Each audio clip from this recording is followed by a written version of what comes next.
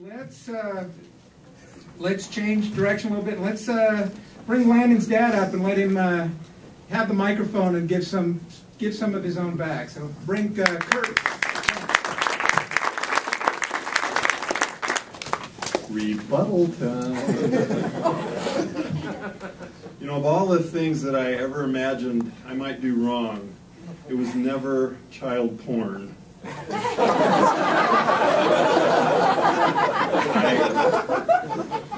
had no idea it was going to be plastered all over the university campus. I thought we destroyed all those. After Lex asked me to roast Landon, I began thinking about all the things I could say and really had quite a few stored up, and then she said I could only take an hour, so I had to start cutting like crazy. So I apologize for the list being so short, but I've had 25 years to gather material.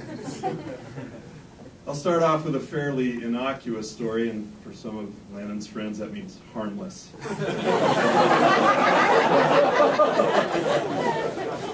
When he was much younger, around 19 or so, I think, actually it was a little before that, we were eating dinner one night, and he spilled something on his pants, and so we sent him downstairs to the laundry room and told him to put some spray and wash on the stain.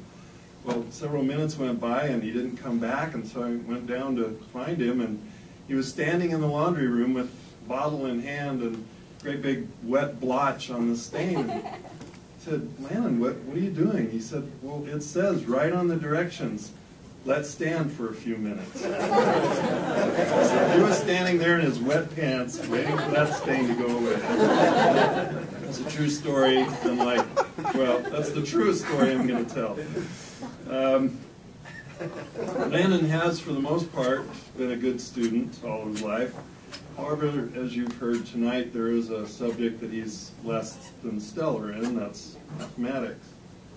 To say that Landon has math anxiety is somewhat of an understatement. It'd be kind of like saying that Sarah Palin is a little bit conservative, or keep it in the family saying that Brittany is not fond of spiders.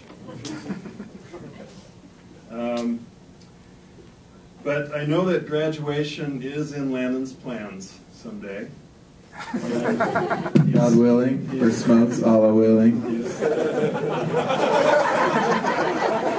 And speaking of smokes and some of the other guys here, I'm really confused because now there's been a charge given to Landon that he has illegitimate children. It makes a lot of sense now because half the guys out here he calls son. And now it makes a lot of sense. That's probably the most spontaneous thing you're going to hear from me. Because like Landon does in his routines, he has to use a cheat sheet, so I'm going to glance down occasionally. But unfortunately, in that subject of math, he has to draw from a pretty shallow gene pool because his parents never got past the flashcard stage, and so we're of no help whatsoever. So I'm putting it out there that I'm offering a bonus to anyone that can help him pass his 2 final math classes so that he can graduate. Of course, the reward is a gift certificate from Benchmark Books. Miracle of Forgiveness. The sad thing is, I actually am in his class right over here. I was raising his hand.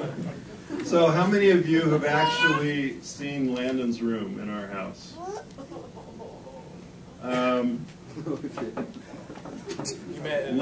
So to put it really nicely, let's say it's less than tidy.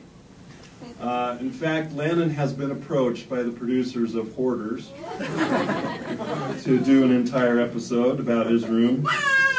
His room has been on, this is the good thing, it's been on the EPA's Superfund list, cleanup list for 3 years running.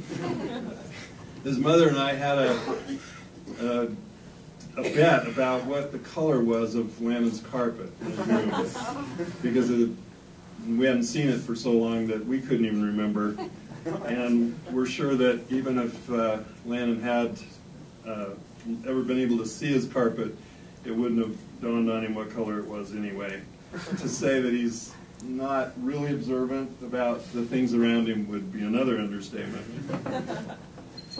And not being very subtle, sometimes I'll leave the vacuum in front of his door, since you can't get in or around into the room itself, hoping that he'll get the hint. And one time, to be helpful, I pushed the vacuum in, turned it on, and he said, "What's that noise?" And then in his best Harrison Ford Air Force One voice that we heard, he yelled, "Get out of my room!" And finally, let me allude to what we've already heard tonight, that Landon is directionally challenged. By the way, I'm not going to tell you that part. For most of his life, he hasn't had a clue as to which direction is which, or how to find anyone or anything outside his home or yard. In fact, we considered it a great success when he could narrow down to 2 or 3 which way was north. I can't tell you how many times he's called us after getting lost or just about to get lost and asking us how to find his way. As you heard from Nate, Nate didn't make any of that up, I'm sure. He doesn't really grasp the notion of numbered highways or freeways. He thinks I-80 and I-15 have something to do with an algebra problem or possibly bingo. Once, and this is true, he and a friend were supposed to meet me at a theater for a showing, an advanced screening, and we were supposed to be there at a certain time, and he called and wanted to know how he left our house on the east side, got on the freeway, and he called me as he was almost to the airport and wanted to know where in West Valley I was and how to find me. We worried about him going to school in Logan, and wondered how on earth he would find his way there, as we've heard tonight as well. I'm sure we'll never know how many times he ended up in Tremonton, or possibly Malad, Idaho. More than one. How about Malad? Twice. They have a great convenience store. It has sub sandwiches. Really nice. He buys his lottery tickets there. I'll close with something based on a familiar routine used by Landon in a stand-up comedy act. You already have been told he does impressions of certain celebrities such as Sir Ian McKellen, President Obama, and one of his favorites, Liam Neeson, not Nielsen. And he usually quotes from the movie Taken. The scenario: Landon's girlfriend Lex has been kidnapped by albino terrorists. They're Albanian in the movie. Landon, as Liam, gets one of them on the phone and says, "I don't know who you are, and I don't know where you are.